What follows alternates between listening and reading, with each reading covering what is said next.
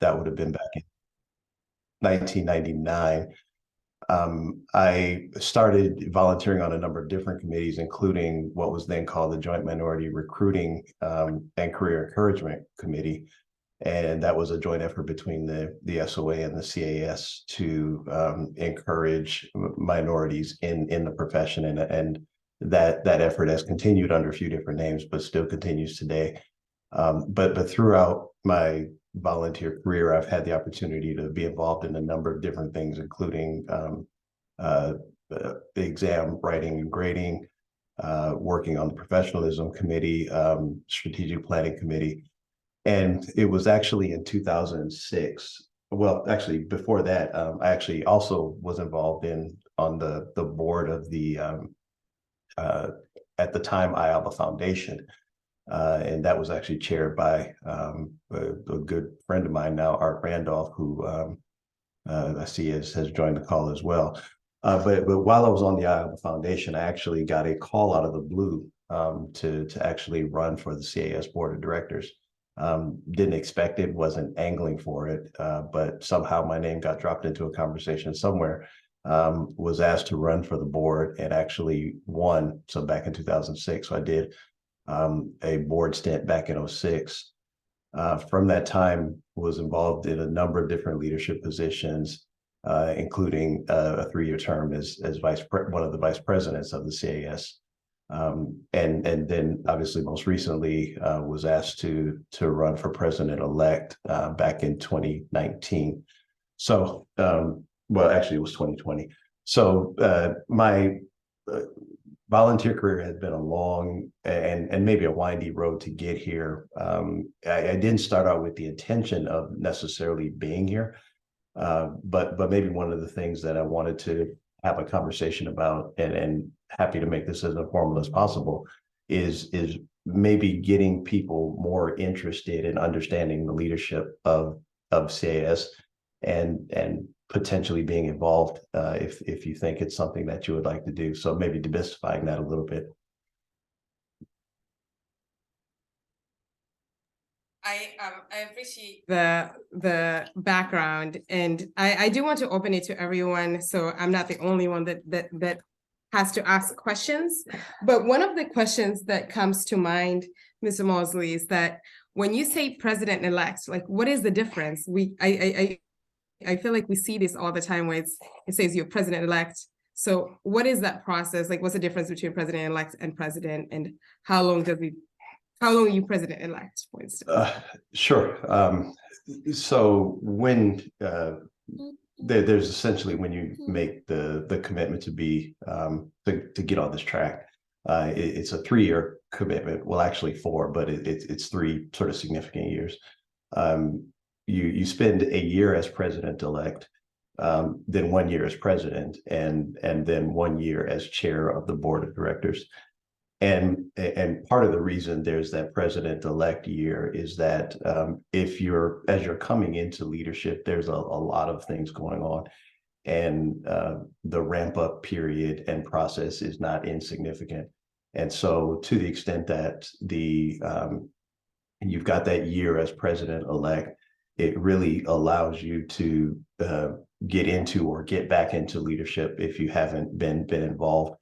It allows you to really dig in and see a lot of the perspectives around the issues in a way that you can't necessarily see just as a member. And so that year really allows you to ramp up, to begin to put things in place to accomplish what you hopefully would like to do as you become president. And then it rounds out with the year as chair of the board of directors.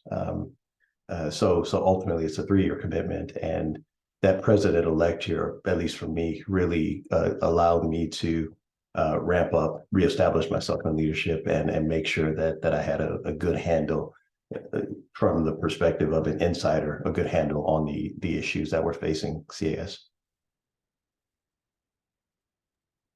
Thank you. Are there any other questions, or can I just dive into the questions that I have prepared? Yeah, I have a question. Well, actually a few questions, but I'll start with one for now. What are your biggest challenges that you faced when navigating your career to get to this point? Actually, very, very good question.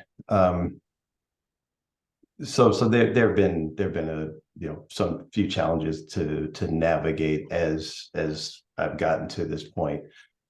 Maybe the first, and I'll actually go back to when I got that call to be or to sit for the board of directors. And I actually remember it fairly vividly because I was actually at a CAS spring meeting. And if you've ever been to a CAS meeting, during the business session, they introduce all of the leadership. So all of the members of the board of directors, the VPs. And I remember sitting in the crowd that morning as they introduced the vice presidents, and this would have been on a Monday morning.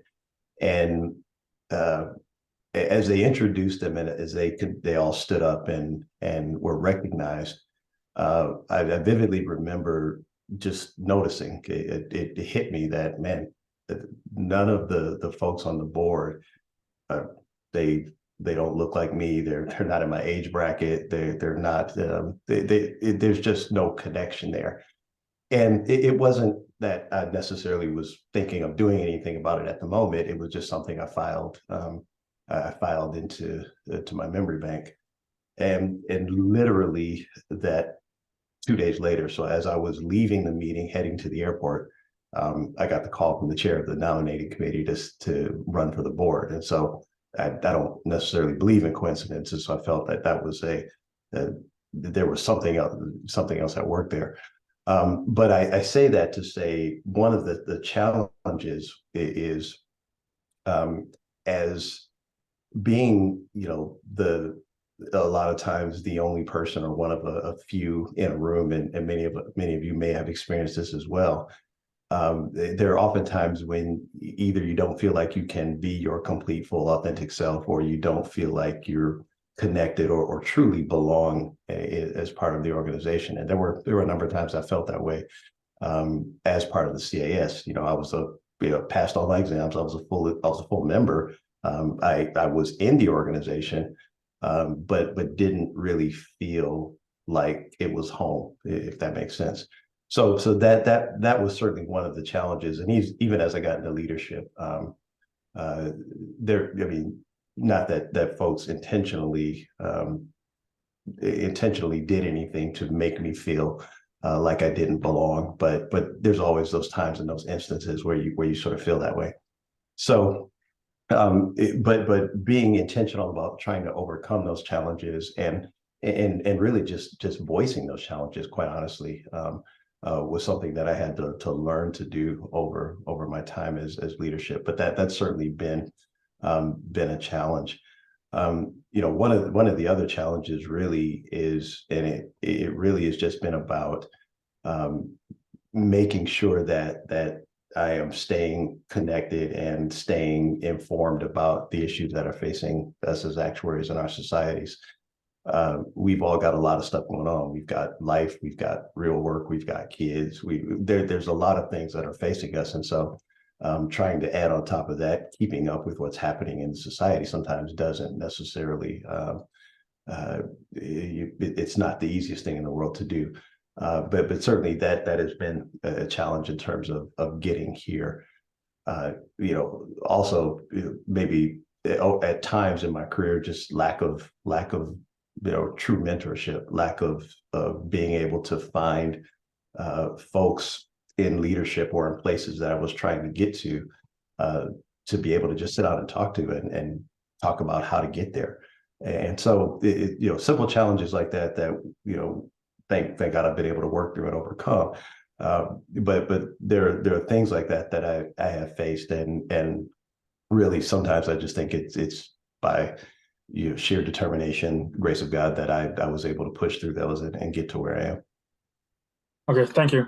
I have a few more questions, but I'll wait to the end after the panel. Sure. I have a follow-up. You mentioned coming to the CAS and seeing that there was no diversity, no one that looks like you. Could you speak a little bit about why diversity on the board is so important? Yeah, sure. And I guess to maybe to start to answer that question, it's maybe taking a step back and talking about why diversity period is important. I mean, and I don't have to probably talk about all of the studies that have been done that demonstrate that those companies that are more diverse, those companies that embrace diversity, those companies actually show up better in terms of results and in terms of achieving their goals. But honestly, if you think about it, the ultimate users of our actuarial services, either the insurance companies or those other users of risk management services, they're ultimately selling their products and their services into a world that is more and more diverse. The complexity of the world, the diversity of the world is increasing at a really, really fast pace. And to the extent that companies aren't recognizing that, ultimately it hinders them in being able to fully reach and serve the customers, the target market that they're looking for. And so if you back that up, if we as actuaries, if we as actuarial professions are not reflecting the diversity of the ultimate customer, of the ultimate end user, then I think in a number of ways that hinders us as organizations. We are, I think we, as actuaries, we have a really, really revered, really great profession that we're a part of.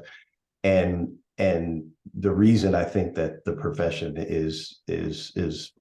sits at such a high level is because we've always been able to attract the best and the brightest to come and pursue the actuarial track. Well, if you look at the landscape of the world today, technical skills are in high demand, and to the extent that that there are others, data scientists, other disciplines that are competing for the same talent that we are. Oftentimes it could be the smallest determinants that are causing students to make other decisions. And I know for a fact, because I've got 3 kids that have gone through college, that one of the things that they look at as they look at places to work is the commitment of those places to DE&I. And to the extent that we are not committed as organizations, we're not committed as companies to the goals of DE&I, I think that potentially puts us at risk and at peril for not continuing to attract the best and the brightest, because they'll go other places where they feel like they will be more welcomed and more accepted. And so if you kind of then take all of that and you go back to your original question, which is why is diversity on the board so important? It's just an elevation of why diversity is important. If diversity is important within an organization, it has to be important not just for attracting members, but throughout all levels of the organization, for including the highest levels of leadership. And so one of the things that I'm actually proud of the CAS is that they've, even before now, they've had a commitment to making sure that the board is reflective of many different ideas, many different thoughts, and many different diversities. And so it's something that I'm hoping continues within our organization.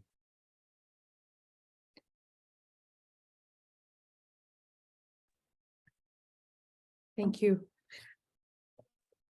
I'm going to switch subjects a little bit, but of course we can always come back to this diversity topic, but I think that was very well said. What initiatives do you hope to keep alive as once you become past president of the CAS? Or even like currently, what are the initiatives that you are the most passionate about that as the current president of the CAS? Well, I think, and there was back in November, I did a talk at the annual meeting that we had, and portions of that talk were reprinted in the actuarial review, the CAS's bi-monthly magazine last month.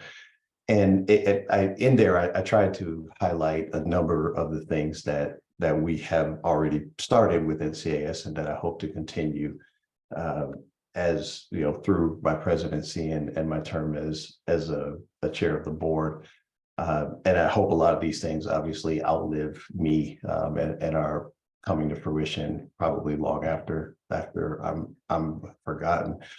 But it really centers around really three things. One is continuing to increase and improve the communication and the transparency between leadership and our members. We've over the last few years of the CAS, there have been some disconnects. There have been some things that have happened that have created some situations where the membership and the leadership may not have been in complete lockstep. And so one of a number of the things that we're doing are really to sort of restore the collaboration, restore that transparency, to make sure that as we push forward, as we move into new areas, and as we push for new initiatives, that we don't get out of step with where our membership is, but still lead. So, you know, leadership doesn't necessarily mean you only do what the members believe you should do, but it also makes sure that you're thoughtful and considerate of all views as you move forward. The second thing is we've got a really emboldened and aggressive strategic plan that we've been working for the past 3 years and are just about to work through a kind of a revised version of that. And so part of my focus over this year is to continue to push forward in those areas of the strategic plan, which is making sure that our members' skills are built for the future. And so that as actuaries, we're prepared for the future that is coming, to make sure that we continue to diversify our pipeline and that the benefits of diversity carry throughout our whole organization. And that three, we continue to push and make progress internationally. And so as we work toward our envisioned future, I think a number of those initiatives hopefully will outlive me, and we'll see the fruits of those as we go forward. And then thirdly, I want to just continue to make sure that as an organization, the things that we are doing remain relevant, but also remain front and center for the public that we serve. And so while oftentimes a lot of the good that actuaries do is sort of done behind the scenes, I think there is a public benefit to a lot of the things that we do, and being able to tell that story more publicly, to be able to raise the level of knowledge about what actuaries do and what benefit they really are to society, I think is something that we really are continuing to push forward as well. So those things are long-term initiatives. They will long outlive me. But at some point when I'm retired and looking back, I hope to see some of the fruits of the benefits of the work that's been put in place, and that will continue.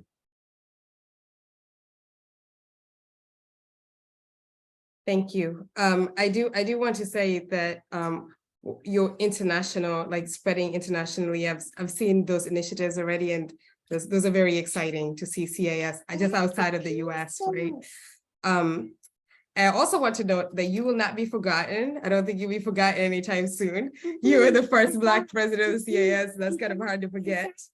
But I appreciate your response on this.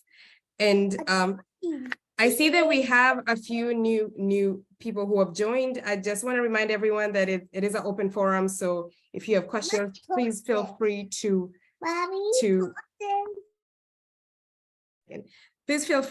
just speak up.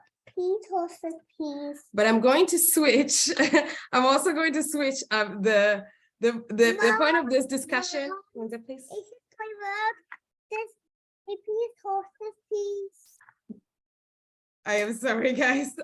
The point of this discussion is to talk about the CIS elections. So how about we just start from the beginning? What is the CIS election and why is it important?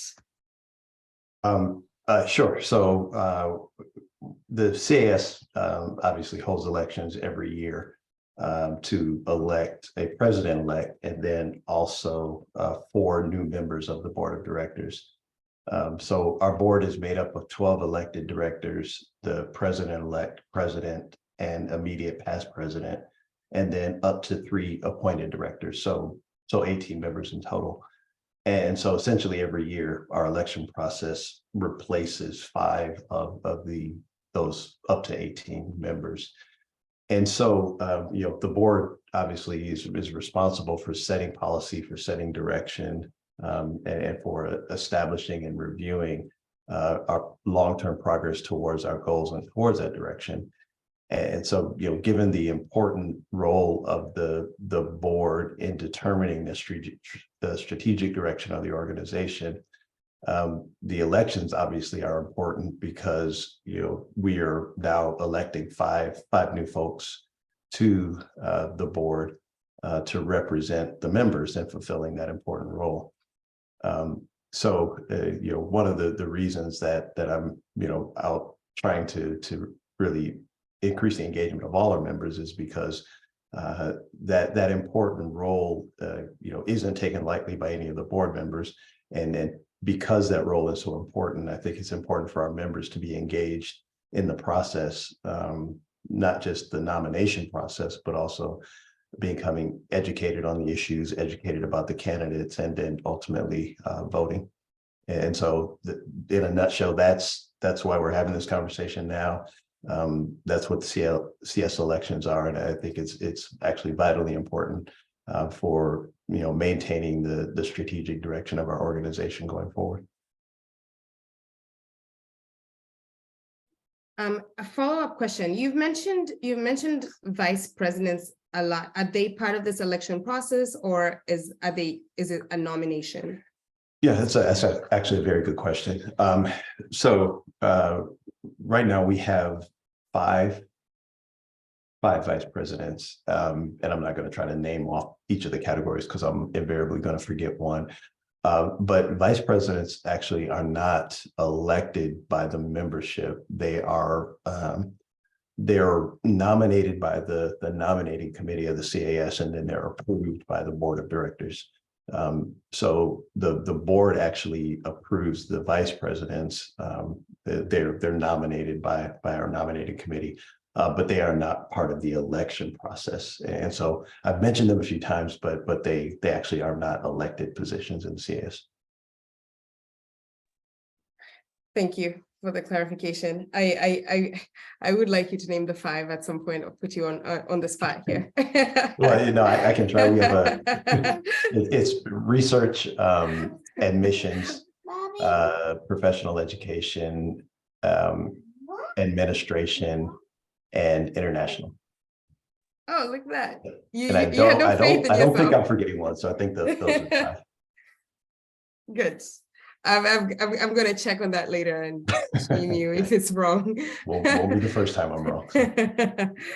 So. Okay, so nominations are closing soon. What is the process to get nominated or to nominate oneself? So there are actually 2 ways to be included on the slate of the board of directors or the president-elect. The first and the guaranteed way is by petition. So for president-elect, someone can petition. That essentially means you have to get signatures of 2% of our voting members, which is about 150 people or so. So 2% of our voting members, or if you want to be on the slate for the board of directors, you'd have to have a petition signed by 1% of our voting members, or about 75 people.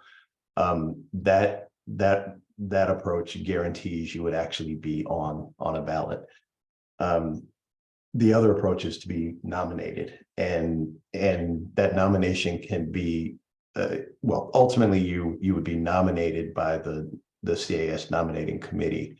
Your name can be raised either by you sort of self-nominating yourself and putting your name in the hat for consideration, or you can also nominate other members for consideration by the nominating committee. The nominating committee also identifies members themselves.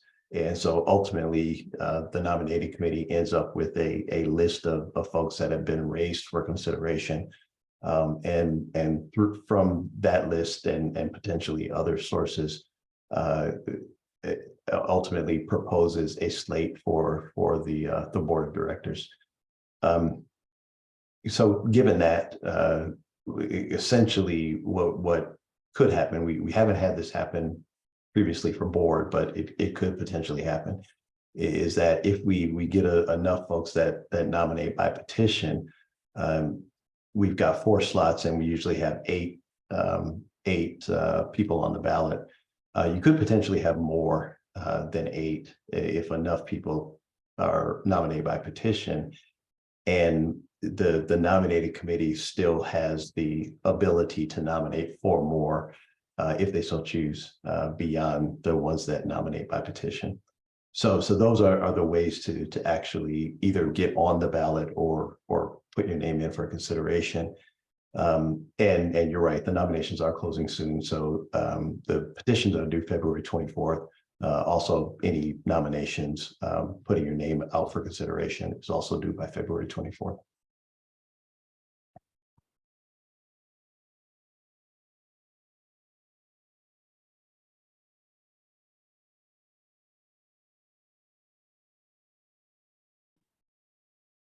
Thank you for that. Thank you for the clarification.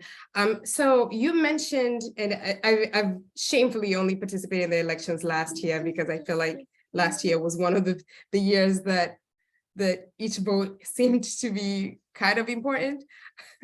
But every year is important. Everyone should vote every year. When I participated last year, I saw that there was 8 slots for the board of directors, but the president-elect was only 1.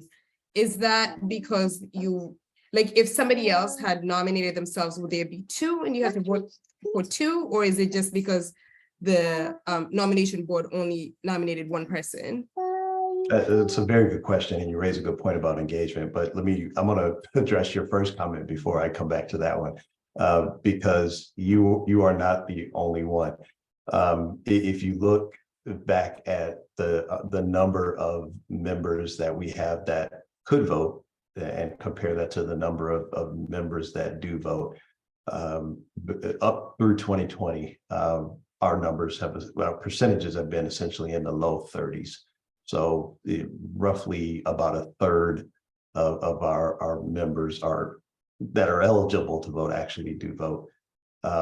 In 21 and 22, those numbers jumped up to the high 30s, partly because of some of the hotly contested issues I think that we were facing. But still, it's not the majority, it's the minority of people that are actually voting. And so one of the reasons, again, I'm hoping that one of the reasons I'm trying to do more of this is to really get more people engaged in the process, get more people involved in helping select leadership and helping to shape the direction of the organization. But going back to your question about president-elect and the board of directors, before 2021 election,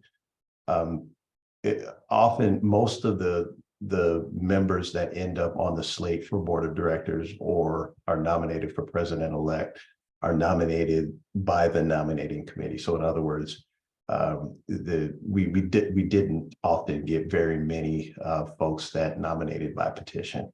Every now and then, but it wasn't very frequent. Last year we got more people that nominated by petition, and so and again, I think part of that reason was because of some of the challenges we had faced as an organization, and also because of some of the issues that had been debated pretty vocally in the public realm related to DE&I. And so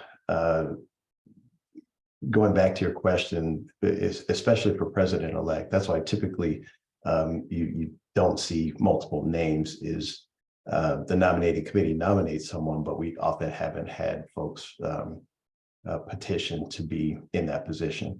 What I'm hoping again is that as people understand the importance of the elections, as people understand how important the elections are for shaping the future of our organization, that we will have more people that are interested in getting involved in leadership and either self-nominating or nominating by petition. And so we if we had more candidates, then I think understanding the issues and understanding the differences between the candidates becomes more important. And ultimately, I think we end up in a better place. So we haven't been there historically. If last year is any indication, that might be changing. And so we'll see how this year turns out. But generally, we've only had one person nominated for president-elect, just because no one typically has come in by petition. Thank you. And is the process for self-nominating for the board, is it the same? Do you still need the 150 signatures, or is that just for the president-elect? No. So if you want to petition, that's when you need the signatures. Anyone can nominate themselves for consideration. Doesn't guarantee you'll actually be on the slate. You'll be considered with all of the other potential candidates. But if you go out and actually get the 74 signatures, then you would be on the board of directors slate. If you got the 150 signatures, you would be you'd be able to run for president-elect. Right, thank you. Are there any questions about the process before we move on to what to other pieces of the election? Or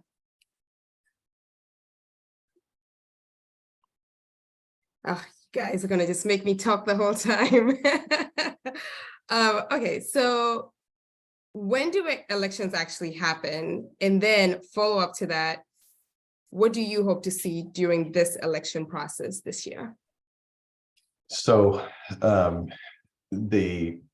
once nominations close, the nominating committee will meet in March.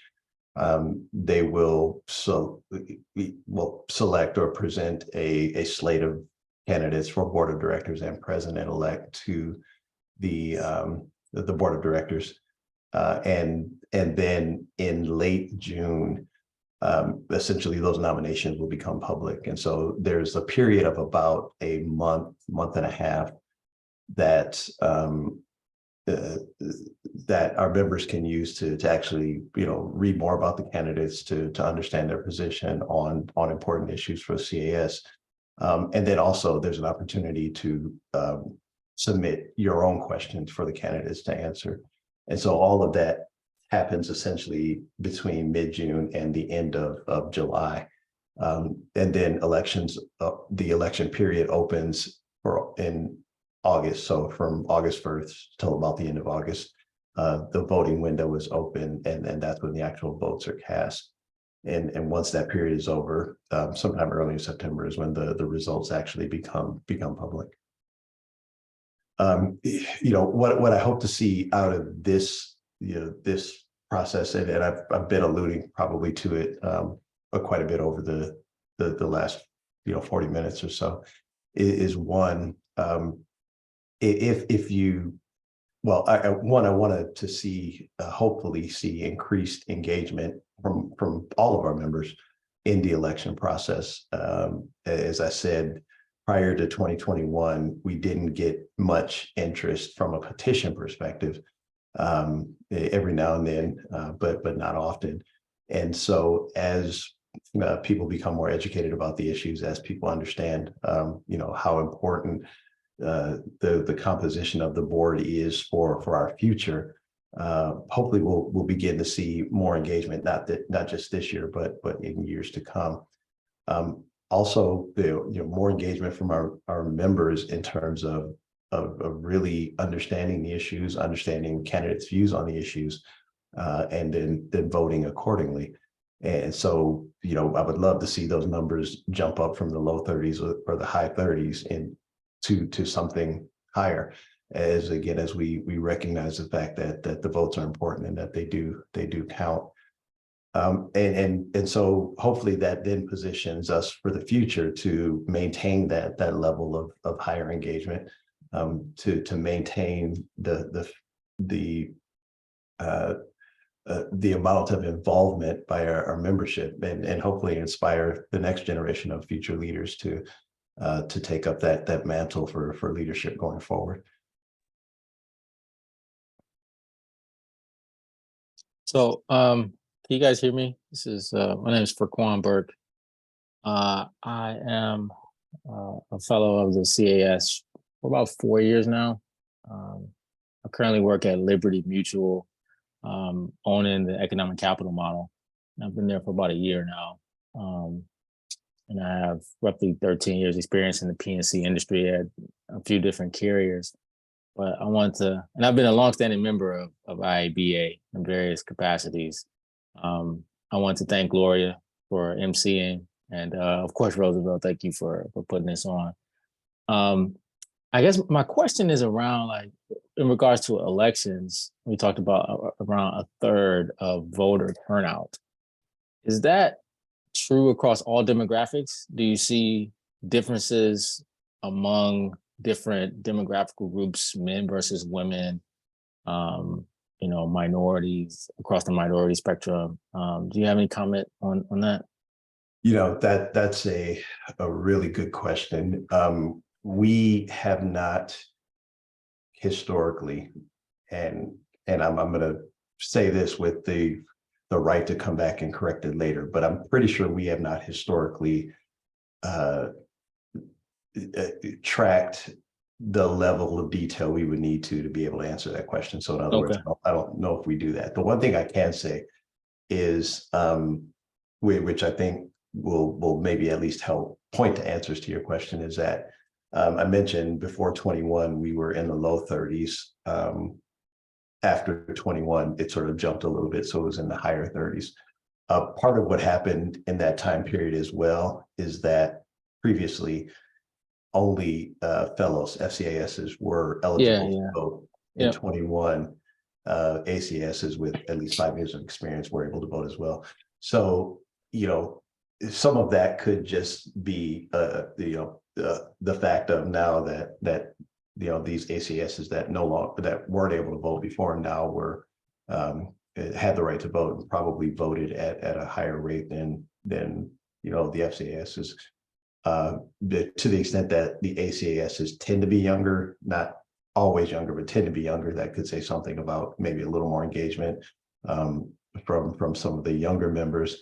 But really, that's the only, at least change that happened that I could really kind of point to for what may have resulted in that bit of a bump in 21, or helped result in that bit of a bump in 21. But that's an interesting question. It's something I may actually take back to see if we have the ability to dig further.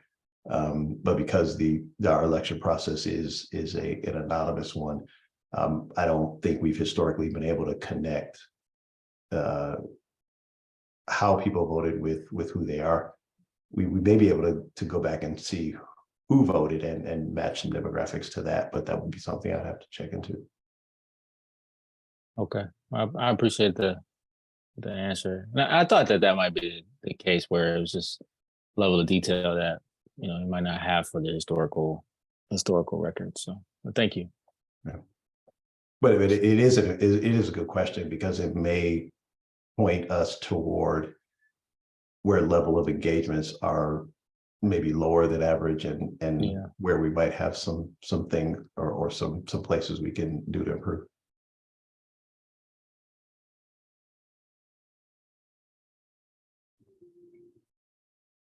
Yep, thank you. And thanks for reminding me that ACAS has only started voting in 2021, so I don't feel so bad.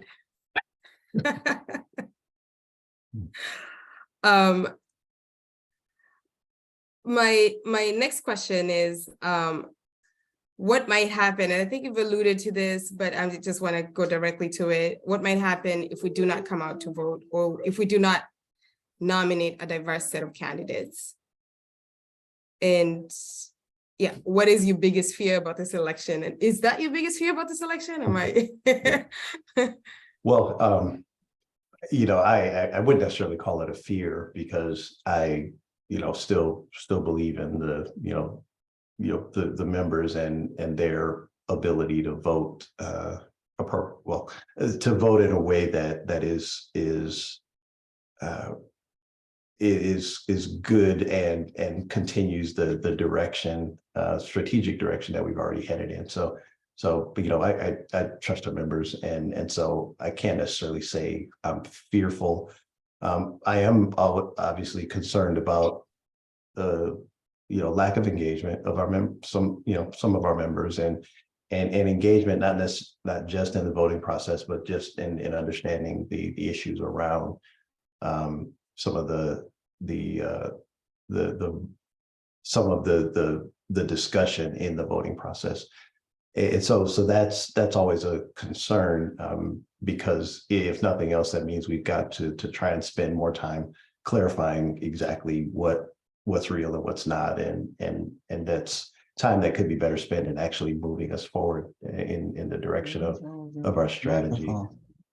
The other thing, and just to, if you play it out to its logical end, to the extent that we aren't engaged or we don't get involved, there's always the potential that certain views or certain things won't be represented in candidates or in leadership.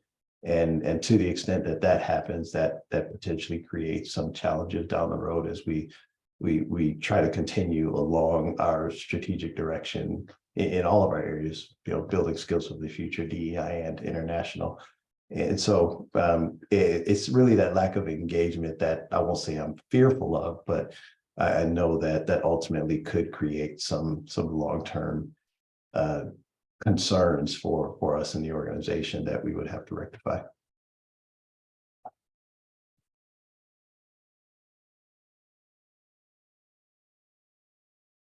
And how do you propose we improve the lack of engagement? That's a good question. We've it's a question that we've been wrestling with as part of as the board and as the leadership as well. One approach obviously is to do more things like this, is to actually get out and have these kinds of discussions with membership, discussions with our members, and trying to continue to reinforce the message. We've also made some changes in terms of our communication and transparency as part of the board. All of our meetings, other than executive sessions, all of our board meetings can be observed by any of our members. And so as a member, you can sign up to observe a board meeting, and there you'll obviously hear a lot of discussion about some of the key issues and the things that are happening within CAS. All of the members can get access to the minutes from the board meeting now. And so as a member, if you're able to log in, you can get access to the minutes and at least understand from the minutes some of the things that have been discussed. And then we're also evaluating a number of different and hopefully innovative ideas on how to get out there more and increase that level of engagement. So there will be more to come, but we're open to other ideas as well. So if anyone else has thoughts or ideas on how to increase engagement amongst members, we're all ears. So happy to take any suggestions.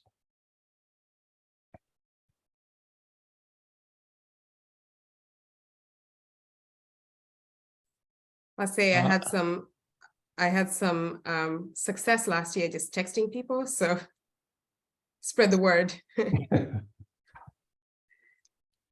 Yeah, and I found LinkedIn is usually a good way to kind of help engagement, particularly like around elections Mhm. and so forth. I know, of course, word of mouth is probably the most organic way.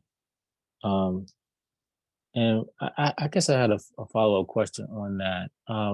Roosevelt, could you talk a little bit about like um, the CEO's role in engagement and also um, any other like because I'm trying to remember like what the staff looks like. There are appointed staff members around like diversity. Um, Correct me if I'm wrong on that, but Mhm. isn't that true? Yes. Okay, so um, can you talk a little bit about like how those positions are really, you know, heading towards more engagement, more diversity, and so forth? Sure. So yeah, we do have a CEO, Victor Carter Bay. Yeah. He is he joined the CAS right before the pandemic, so 2019 around there. The CEO's role is to essentially take the initiatives, the strategies as defined by the board, and operationally begin to move those forward and implement them. And so it's really a partnership between CAS staff and our volunteer members to actually bring a lot of these initiatives to life. And so Victor and his staff are responsible for the operations of the CAS, and as part of that responsibility, they are heavily involved with communication, engaging with members, and making sure that the members are heard and also are involved in the process. The CAS staff works quite a bit with a lot of our volunteer members as well, and so that creates another avenue for engagement that happens organically, just as part of working together to complete some of these initiatives. But we also have a DE&I staff actuary, Malika Bender, who many of you know. Yeah. And she's essentially responsible for a lot of the implementation of a lot of the initiatives identified by the board in the area of DE&I. And so she's been extremely valuable to CAS and our DEI effort. She's very passionate about the issue of DEI. I've known her for years, and ever since I've known her, she's been passionate about these issues. And so Malika is been a huge asset to the staff and the CAS as we've attempted to move our DEI efforts forward. Okay. Thank you for that.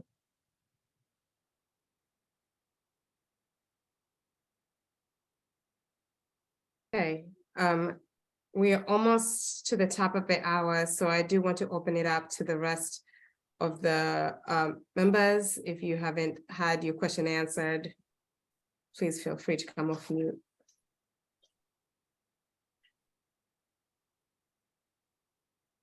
Looks like John Robinson has his hand up. Yeah. I didn't think he needed to do that. Yes, you can speak at any time, John. Thank you very much. When I saw this advertised, I didn't realize it was specifically about elections. But as long as Roosevelt is here in public, I have no problem joining in. So I just wanted to let this group know, if you are interested in these issues, that both Roosevelt and myself, we've sort of paved the way for others to follow. And so one of the things I want you all to understand is that, first of all, the issues that we deal with on our respective boards, they're not impossible to understand. And so you don't need to be intimidated by, what might come your way when you do board service. The second thing I'll say is that, each of us as a president and as a leader has our own style. And that doesn't change when you become president. You bring that style. And the most important thing that I tell folks is people who want this job is you're really just living the values of your organization. Roosevelt is a perfect example of CAS values, and I try to do the same in my own sphere. And then the third thing, and I like to talk in threes, but the third thing is something that some of you, I see Arthur Randolph as one of the participants here, and something that Stafford Thompson has said for years and years, which is that it's one thing to be the first, but we do need seconds. We need to see a second Black CAS president. We need to see a second Black SOA president. And I'm only the second Black person ever to serve on the SOA board. I think the CAS has had a few more than that, but probably still less than the numbers on one hand. So there's room for all of us. We belong, and that's another message that people can take away. We belong just like everybody else. And so I hope you'll take these, what you've heard from Roosevelt to heart, and put your name out there, whether it be whatever the method is, petition or whatever. Take advantage of the opportunity and put yourselves forward for leadership. Thank you.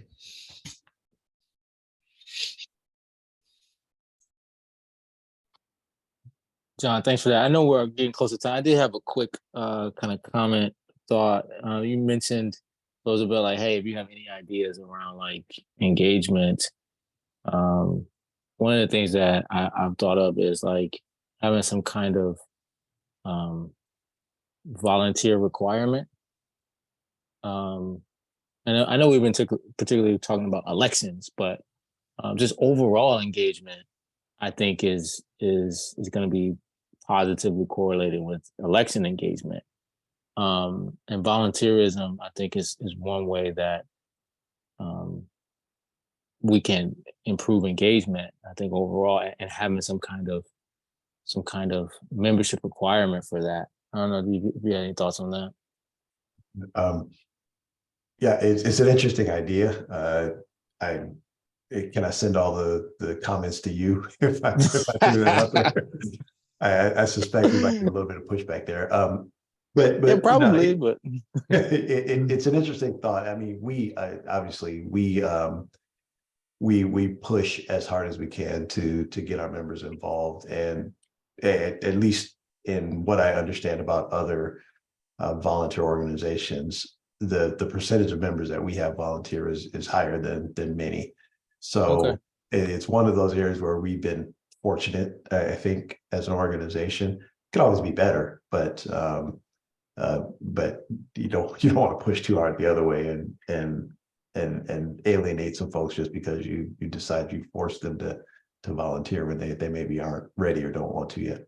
But it's an interesting idea. It's something that we're always looking at as we try to evaluate our volunteer process and making sure that folks are happy and wanting to volunteer. My argue is against the very definition of the word volunteer. So, I'm sorry, say it again. they might argue that it's against the very definition of the word volunteer. Yeah. So good luck. Yeah, I thought about that. It's kind of being voluntold, I guess. Yeah. Word for that.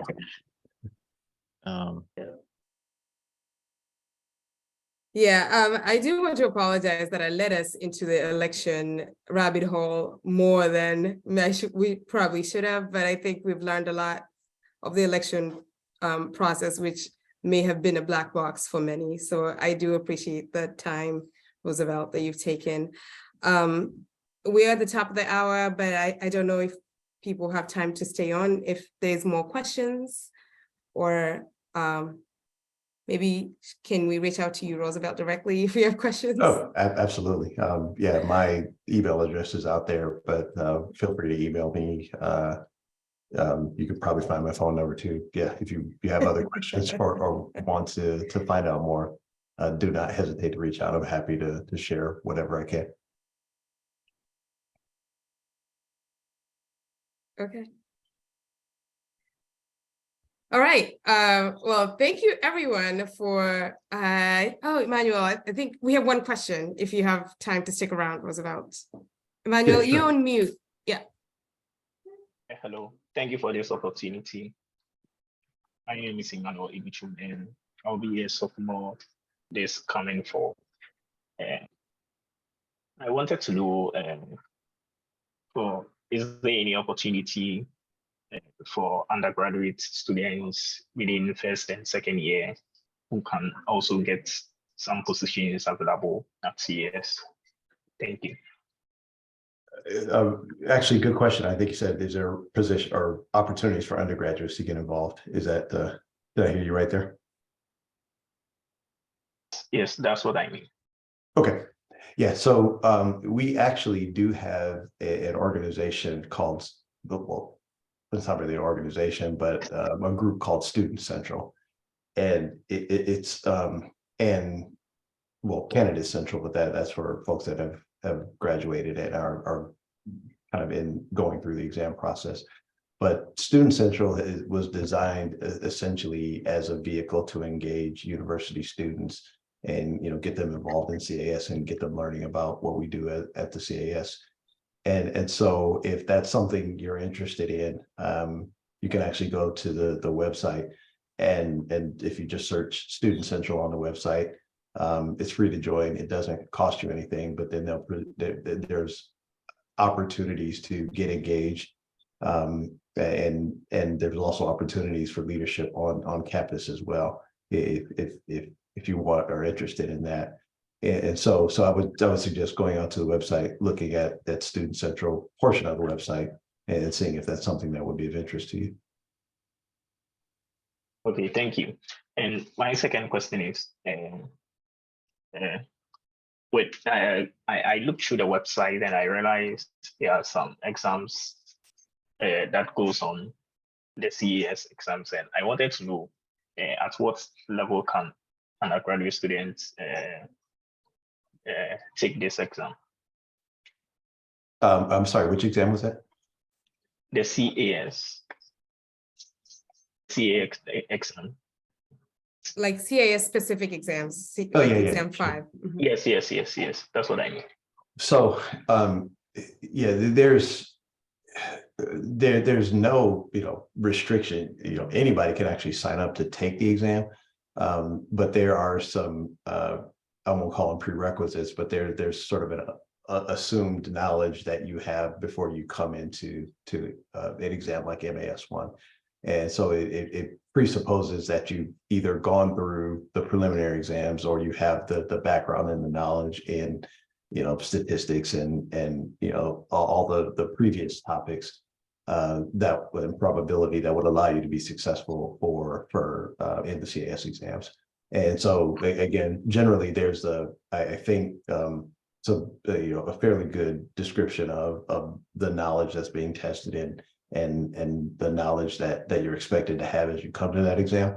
So I guess my recommendation would be to take a look at that, and if you had further questions, we could certainly get you in touch with the right people to sort of talk about whether you believe you're ready for those exams or not. Okay, so, and my last question is, being a member of the CS, what are some of the opportunities that a student gets? Does it comes with a membership, recognition, or any other thing?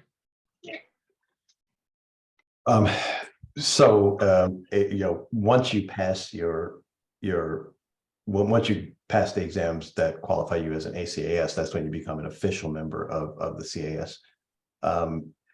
Is that the level of membership, or are you talking about the student membership? Yes. Yeah, so okay.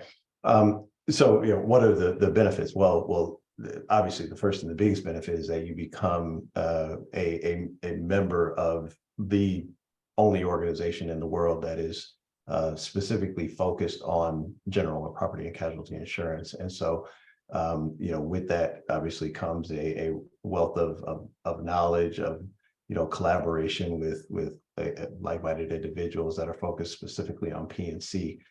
We have we do a lot of world-class research that you have access to. Obviously, access to our continuing education events that we hold as part of CAS. But ultimately, your credential and all that comes along with it, you're now part of a fairly exclusive membership club that will continue to provide you with opportunities to grow and to become involved and to develop your leadership skills.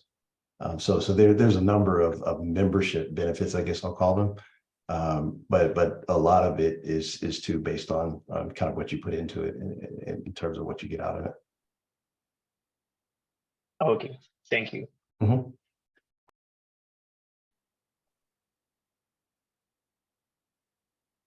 All right. Well, I think we've got to the end of the Fireside chat. I want to thank everyone for joining. I also want to give a special thanks to John for joining us. He's the SOA president, also making history as the first Black president of the SOA. And Roosevelt, thank you so much for giving us your time. I know it's quite a struggle to give an hour at this time. It's usually family time. So I appreciate everyone for making the time. Okay, thank you. Thank you. Everyone have a good day. Thank Good you. night. Thank you. Thank Thank you, guys. you. Bye. Bye-bye.